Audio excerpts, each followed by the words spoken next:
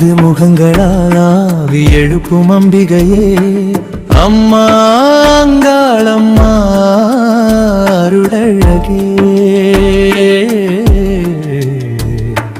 மணியுகத்திற்கும் முன்னே மாய் மறைந்த காலமே சுயம்புவாய் தோன்றிய சக்தி சிவனின் தோஷம் தீர்த்த சக்தி. இச்சை பிரியா ஞான சக்தி அமுவிழக பிறப்பித்த பெருமை.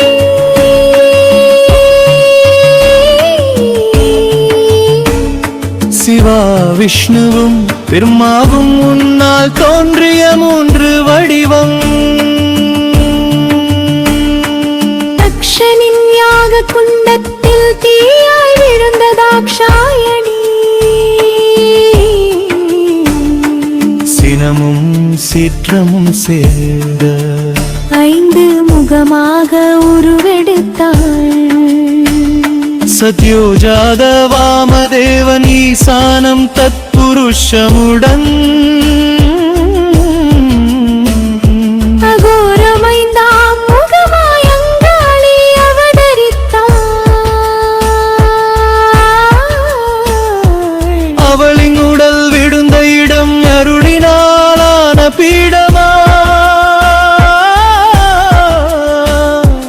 ஒவ்வொரு பீஜ எழுத்திலும் ஒவ்வொரு சக்தி சந்நிதி தோன்றும். மேல்மலையனூர் தாயினது வழக்கை விழுந்த புனித பூமி. கண்டகாரண்யம் தீர்த்தமாய் ஆதிசக்தி தங்கும் ஸ்தானம். பிரம்மாவின் ஐந்தாம் தலை சிவனால் கீழே எறியப்பட்ட கையில் ஒட்டிக் கொண்டதுமே பிரம்மஹத்தி சாபம் ஏறியது.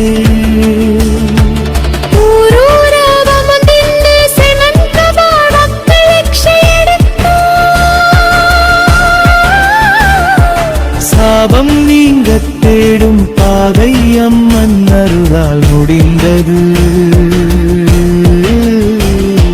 மாசி மாத அமாவாசை அங்காளி வல்லமை நிறைந்த சுடுகாட்டில் ஆன்மாக்களுக்கு சூறையளிக்கும் நேரம். முதல் பவளம் கபாலத்தில் பிரம்மஹத்தி உண்டு தீர்ந்தது. இரண்டாம் கவளம் அதேபோல் மூன்றாம் கவளத்தில் சாபம் இறங்கியது.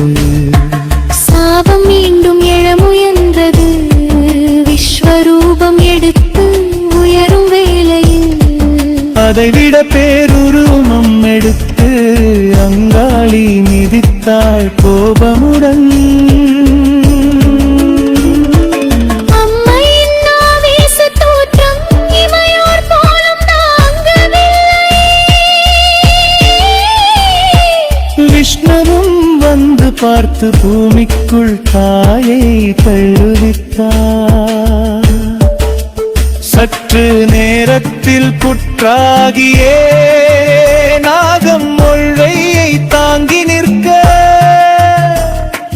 யுகங்கள் முழுதும் காத்த நாகம் தேவர்கள் வணங்க வரஸ்தவித்தது.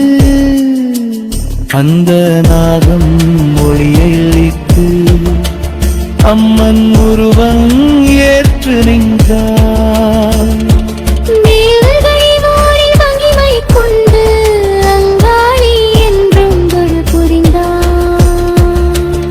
ஆதிபராசக்தி அங்காளி அம்மனே அண்டம் உண்டாக்கும் ஆனந்த ரூபிணியே.